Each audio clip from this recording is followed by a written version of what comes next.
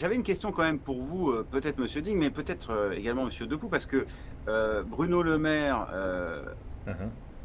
et les le c'est un exemple, mais c'est le ministre français de l'économie qui a déclaré il y a quelques jours: «On doit bâtir cette indépendance européenne en relocalisant des productions industrielles, en construisant de nouvelles chaînes de valeur dans des secteurs comme l'hydrogène, l'intelligence artificielle, les batteries électriques, les biotechnologies ou la santé».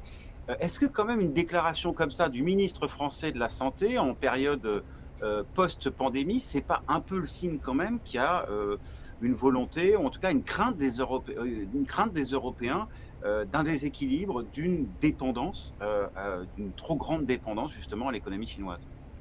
Oui.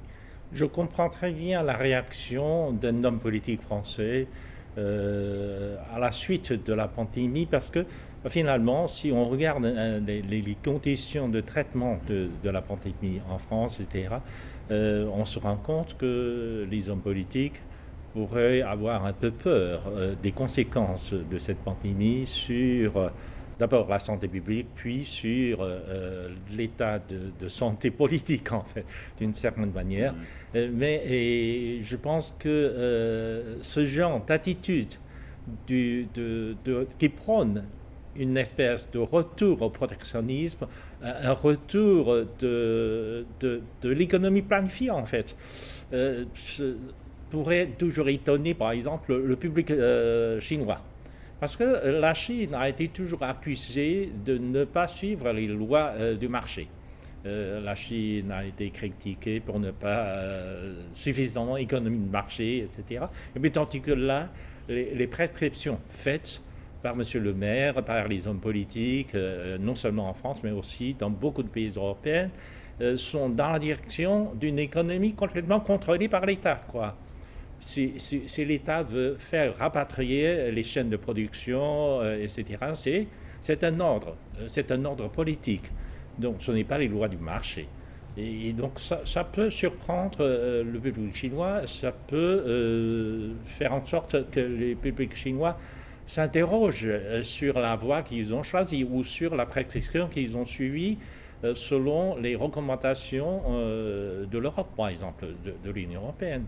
Monsieur Depoux, peut-être? Mais je pense qu'il n'est pas très réaliste de s'imaginer relocalisation de production qui ont été intégrés dans des systèmes de production mondiaux et qui ont été localisés à un endroit ou à un autre pour de bonnes raisons à un moment donné.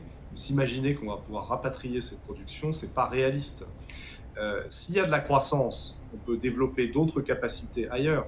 On voit bien que par exemple Apple développe de la capacité de production en Inde de façon à avoir un deuxième hub de production, mais tout en admettant et en disant à ses actionnaires et aux investisseurs, on ne peut pas se passer de la Chine parce qu'il y a à la fois du savoir-faire, des compétences, il y a une capacité de swing, de prendre de la charge très rapidement lorsqu'on lance un nouveau modèle de téléphone, ce qui est le cas ces jours-ci, je crois, que aucun autre endroit dans le monde n'a et qu'on n'a pas les moyens non plus de recréer ailleurs.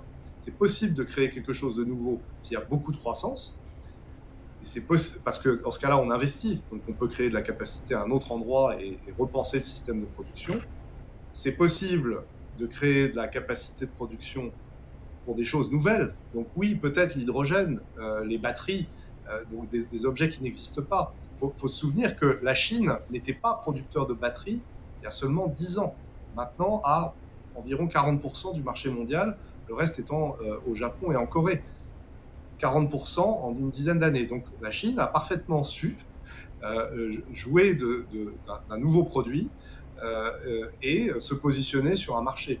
L'Europe peut faire ça sur des nouveaux objets, sur des nouvelles technologies, sur des services, et devenir leader.